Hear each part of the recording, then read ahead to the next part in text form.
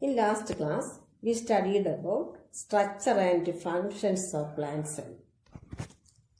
Now we shall study about the difference between electron microscope and compound microscope.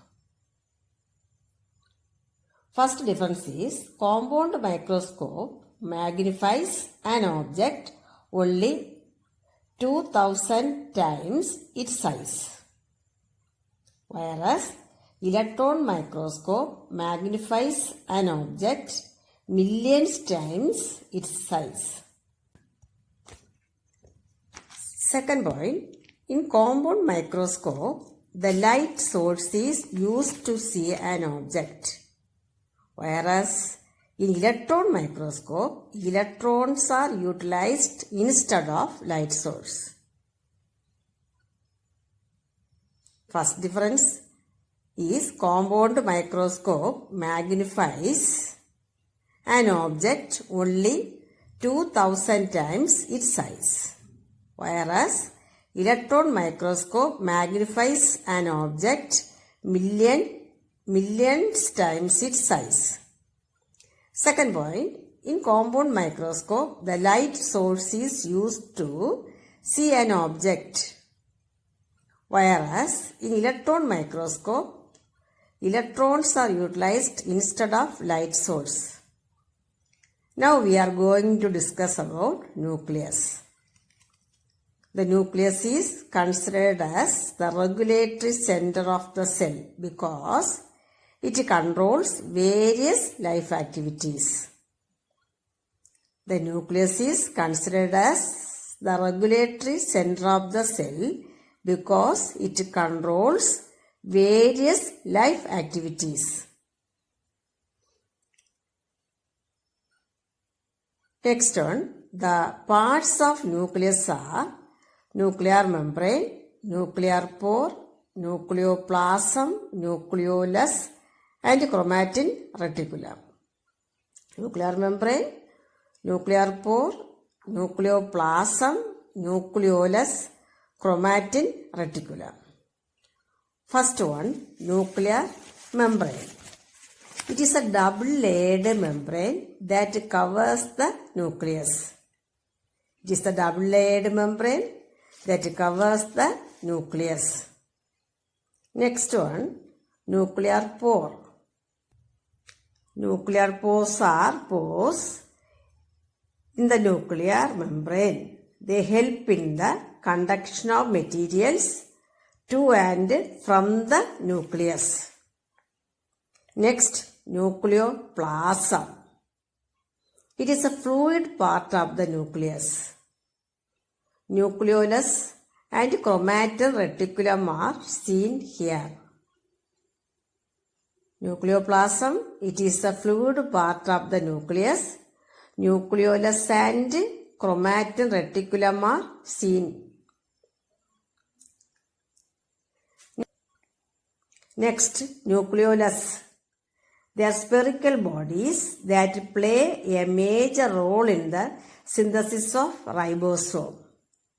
Nucleolus are spherical bodies that play a major role in the synthesis of ribosomes. Next, chromatin reticulum. They are seen as network in the nucleoplasm. They carry genes. They are seen as a network in the nucleoplasm. They carry genes. Thank you. In last class, we studied about structure and functions of nucleus.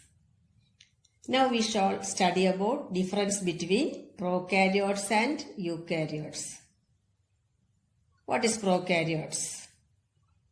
The cell without nucleus is called prokaryotes. The cell without nucleus is called prokaryotes. Examples are bacteria, cyanobacteria, and mycoplasma. Then what about eukaryotes? The cell with nucleus is called eukaryotes.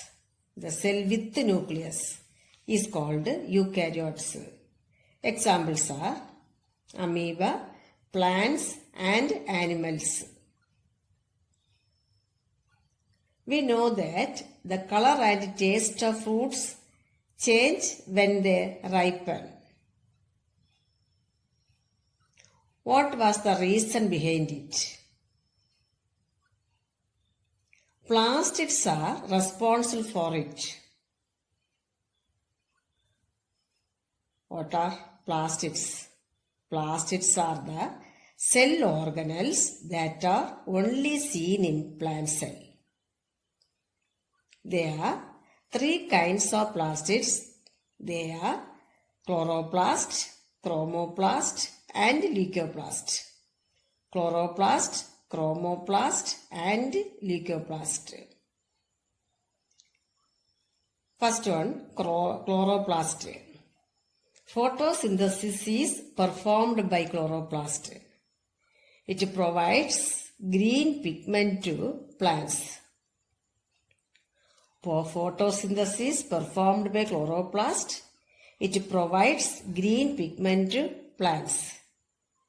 Next one, chromoplast. It imparts color to flowers and fruits. The pigment in chromoplasts are xanthophyll, carotene and anthocyanin. Xanthophyll, carotene and anthocyanin. Xanthophyll imparts yellow color. Carotene imparts yellowish orange color.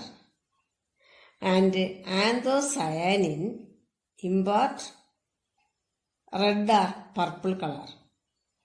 Xanthophyll yellow color, carotene yellowish orange color, and anthocyanin red or purple color.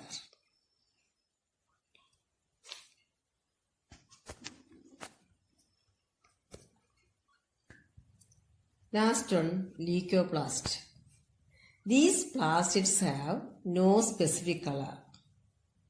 It is seen in plenty in the cells where food materials are stored. These plastids have no specific color. It is seen in plenty in the cells where food materials are stored.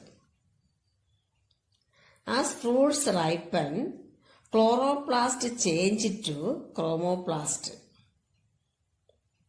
Starch is converted into sugar. This is the secret behind the change in the color and taste of fruits. As fruits ripen, chloroplast change to chromoplast. Starch is converted to sugar. This is the secret behind the change in the color and taste of fruits. Thank you. Now we shall study about animal cell. What are the differences seen in both pictures? In animal cell, centrosome and lysosomes are present. But in plant cell, both were absent. The next difference is cell wall, vacuoles and chloroplast are seen only in plant cell, but it was absent in animal cell. I will tell it once again. In animal cell, centrosome and lysosomes are present, but in plant cell, both were absent. The next difference is cell wall, vacuoles and chloroplast are seen only in plant cell, but it was absent in animal cell. The organelles which are common in both plant cell and animal cells are plasma membrane, cytoplasm, ribosome, mitochondrion, nucleus, endoplasmic reticulum, Golgi complex, etc. Now we will study about the functions of centrosome and lysosome. First one, lysosome. It contains the digestive enzymes that are required for the destruction of foreign substances entering the cell. It contains the digestive enzymes that are required for the destruction of foreign substances entering the cell. Next, centrosome. The centrioles that play a major role in cell division are seen in the centrosome. The centrioles that play a major role in cell division are seen in the centrosome.